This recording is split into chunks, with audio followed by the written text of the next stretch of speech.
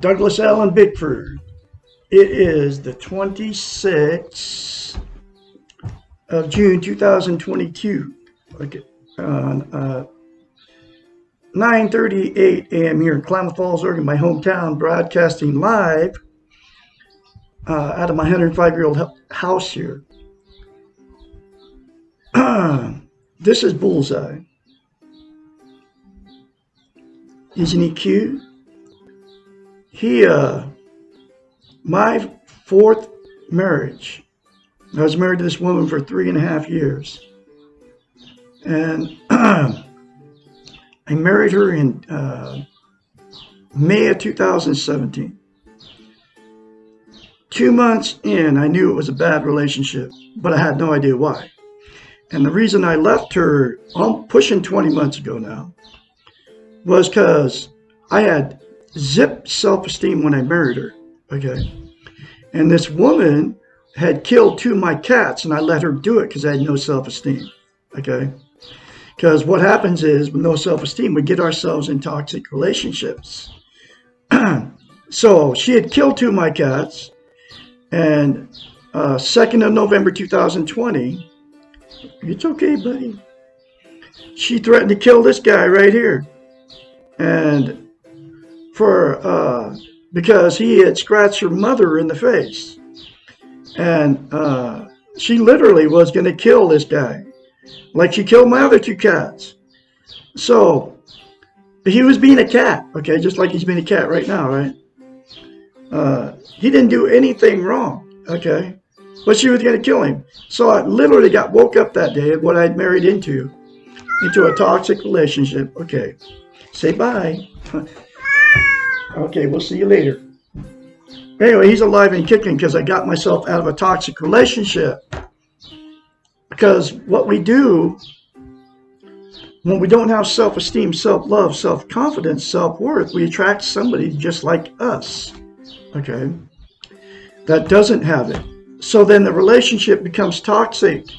And 2 months in, I knew there was something wrong with this relationship, but I had no idea what it was. The fights, the arguments started. I mean, within 2 months, the drinking, the drug use, all the weird stuff that goes on in a toxic relationship, right, was all happening right before my eyes, okay? But like I said, 2 months in, I knew there was something wrong. I had no idea what it was. But what it was I didn't have a thing called self-esteem, okay?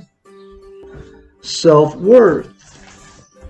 And the reason I haven't gone back to her and got myself in another toxic relationship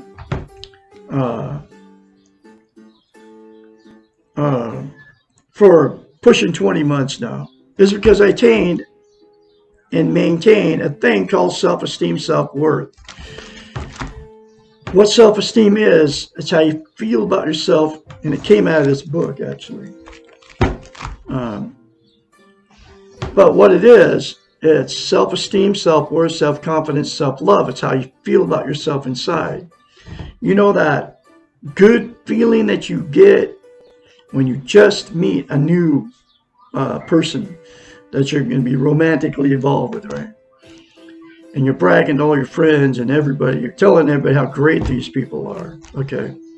Well, what self-esteem is that good feeling toward yourself. Dr. Susanna McMahon, 73, lives in Madrid, Texas, with her husband. Her doctorate's in psychology. Her master's is in philosophy. Has had thousands of clients.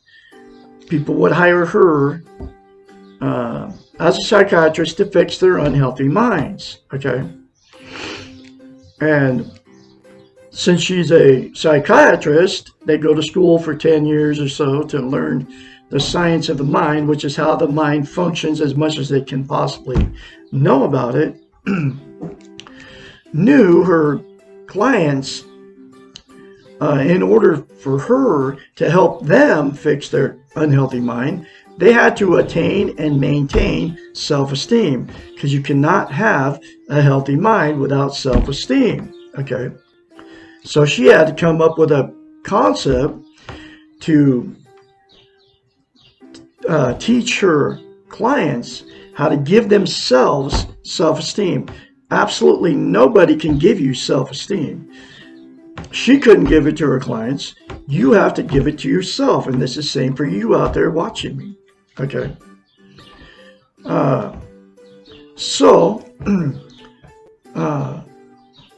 They were paying her big bucks to fix their minds. Okay. And that's what psychiatrists do. So here's that very simple concept from Dr. Susanna McMahon. You look at yourself in the mirror daily. We're all in front of the mirror every day anyway, most of us, probably 100% of the population. And say 4 things to yourself when you're in front of the mirror instead of thinking or criticizing yourself in the mirror. Okay? Say, I love you. I love my inner child. I'm worthy to be loved. I'm worthy to love. I am full of goodness. Those 4 things to yourself in the mirror daily for the rest of your life will give you self-esteem instantaneously. But to maintain that self-esteem, you have to practice it. It's like lifting weights. You start lifting weights, you stop, you have to start over from scratch. Self-esteem is the exact same thing for the brain. That's why you have to say it daily to yourself in the mirror for the rest of your life. It'll take you less than 10 seconds. I love Douglas Allen Bickford. I love my inner child. I'm worthy to be loved. I'm worthy to love. I am full of goodness. Less than 10 seconds will give you self-esteem, and you will maintain it if you say it every day for the rest of your life. Like I said 4 times now. That's how important it is. Okay. So the reason she came up with mirror therapy, right? And the reason mirror therapy is so powerful, and she knows it as a psychiatrist, we can't lie to ourselves in the mirror. So she told her clients to go do this, and they did it. Because she's a psychiatrist, she knows what she's talking about. It's the reason I did it, okay? And I continue to do it daily, okay? But, so that's why you can get in front of the mirror in the morning or whenever you're in front of the mirror and very easily criticize yourself, because that's how you feel about yourself. I come along and tell you to look at yourself in the mirror and say 4 good things.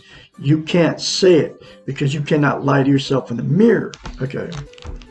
Because you don't believe it about yourself. So, the very first time you do it, folks, you'll have to force yourself to do it. It'll feel very strange and awkward, okay? Trust me, I know from experience. It happened to me. But that strange and awkward feeling, the more you say it, the more that will go away and the more you're going to feel it. You have no idea what you're missing by not having self-esteem. Nobody's teaching it, okay? Except for Douglas Allen Bickford here in Klamath Falls, Oregon on today's date. It is my life's work to teach you how to love yourself. Because here's why it's so important, okay? To have it, to get it, and maintain it. You can't be content without it. And what content means is you feel good about how, where, and what you are. It's also known as internal peace. You won't be happy all the time, but you'll have this internal peace. I have it now. I've had it for well over a year. And I will continue to have that internal peace. Okay, because I continually say 4 things to myself in the mirror every day without fail. In fact, I say the more positive affirmations you say to yourself, whether you're in front of the mirror or not, the more you're going to get positive. Okay. So anyway, what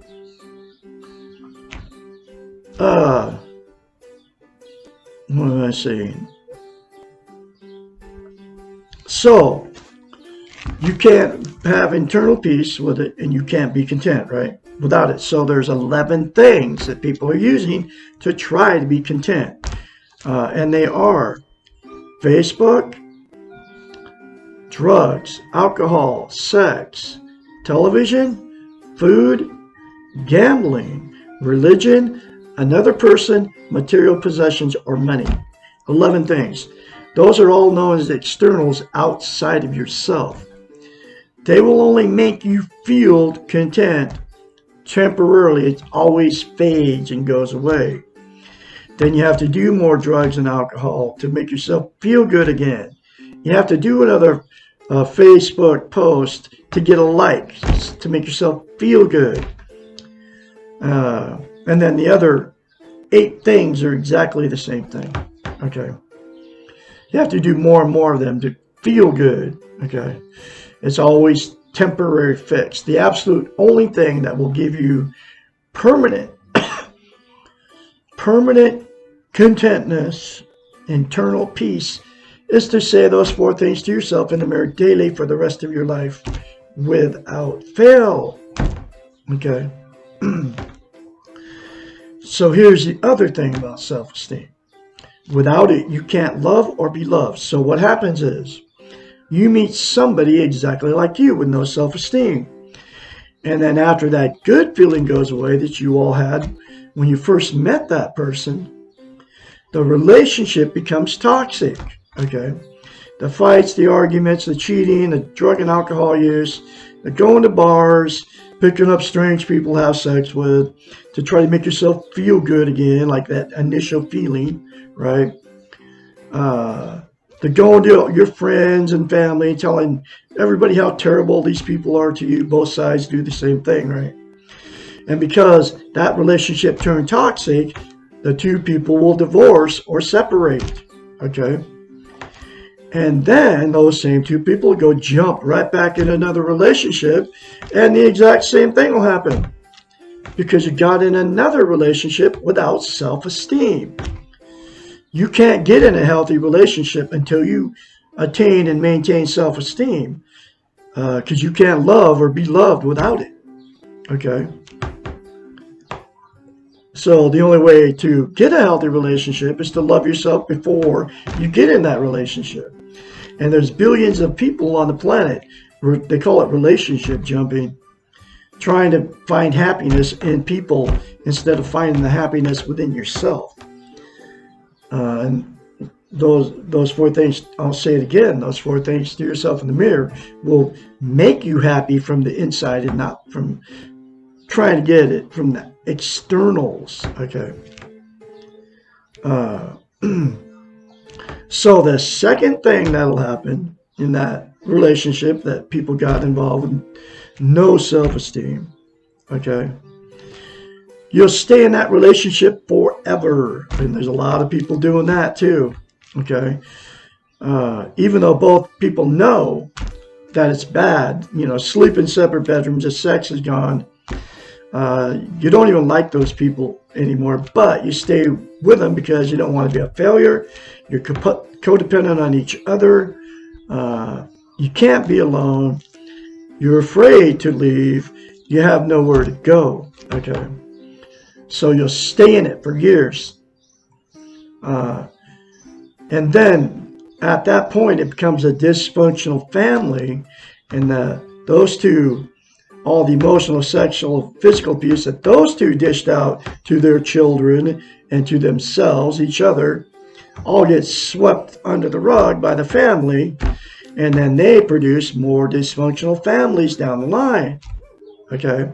And then all the emotional, sexual abuse from their offspring gets all swept under the rug. It just continues.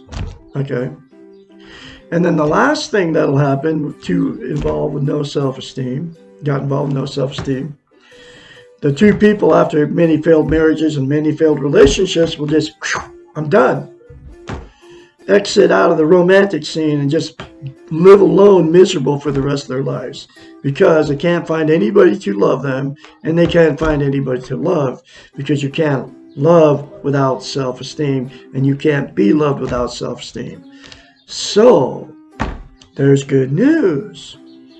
If all parties involved attain and maintain self-esteem with the 4 things to themselves in the mirror, and got the book and did the many more concepts in this book to fix your unhealthy mind, you would be able to fix your toxic relationship, get out of a toxic relationship if the other person doesn't want to change, or not be miserable anymore. Okay, not be miserable anymore. What he said, like this banana bicycle going by my house. Okay, anyway, so this threw me off. So that's the good news. So anyway, I am teaching one lesson at a time you how to be positive by attaining and maintaining self-esteem, because it will make you positive, I guarantee it. Okay, if you attain and maintain self-esteem. Okay, so here's one more lesson out of the book, The Portable Therapist. How can I stop the pain? Life is full of pain, life is full of fear, and we all die, folks. And that's a fact, that's our reality. This will help you learn how to stop the pain. Lesson 40. As just mentioned, pairing your inner child will stop the pain of your past, which was the last chapter, or the last lesson. But what about your present pain, the pain you are experiencing right now? Pain that works for us, natural pain, always has an end. It is a part of the healthy physical and emotional body to strive toward the condition of no pain. There are physical illnesses and afflictions which cause chronic pain. Fortunately, emotional pain does not have to become chronic unless we work at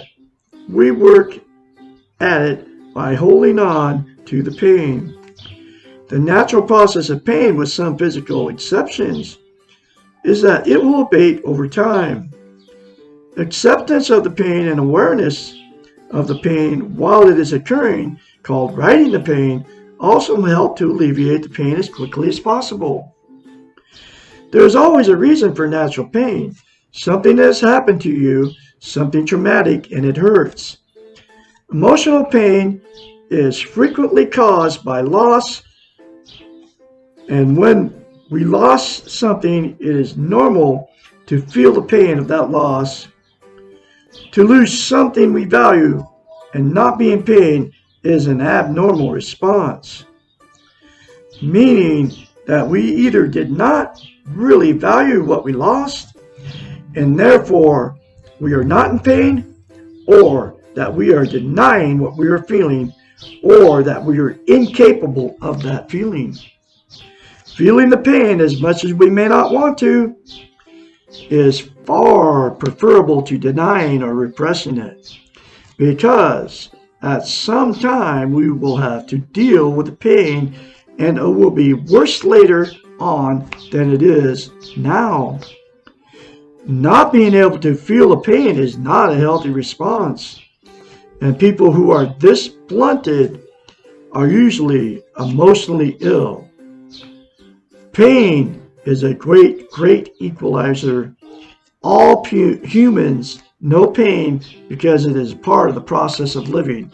And when I left that woman of 3.5-year marriage, I was devastated. I left everything I owned because this woman was going to kill my cat, like I said in the beginning of this video.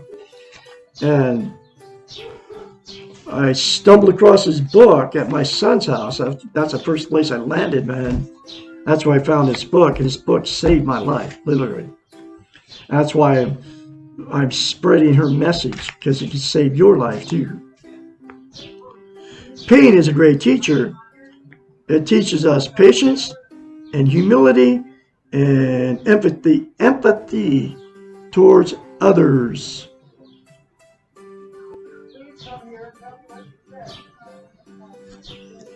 It teaches us that we are alive, and it puts life in perspective. When we are in real pain, we know how important are most of the things that we worry and fret about. we can learn to value the times that we are not in pain. Even so, most of us would prefer not to be in pain, and we will expend a great deal of energy trying to avoid it. Some people, however, get hooked on pain. They use it to get attention, to have their needs met, to feel less lonely, and to feel more alive. This pain is what I call unnatural pain. Long after it would naturally abate, the pain is still there and being used for secondary gains. This can become a very sick process, and pain addicts need professional help in order to let go of their pain. If your pain is realistic and a normal response to the reality of your situation, you can minimize the pain by doing the following. Accept it and know it will pass. Stop fighting it and honor it as much as you can. Stop hating it. Do not be angry with yourself because you are in pain. Treat yourself even more gently and loving than usual. Let others help. Most people can relate to your pain because they have felt pain too. It is not important why you are feeling pain when you ask for help, because we can share the pain without sharing the cause of it. Do not be afraid of your pain. You can deal with it, what you're feeling, if you allow your body to know its limits.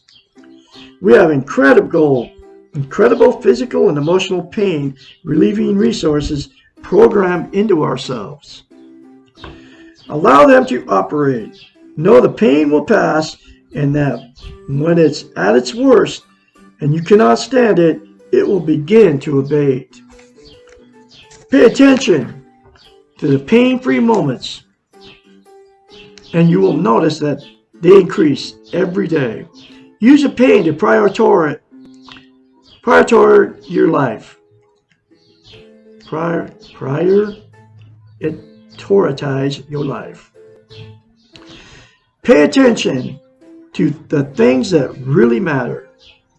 Finally, recognize that riding through your pain will make you stronger, more caring, more empathetic, and accepting of others, and more loving. And it all works, folks. It worked on me, okay? And it can work on you too.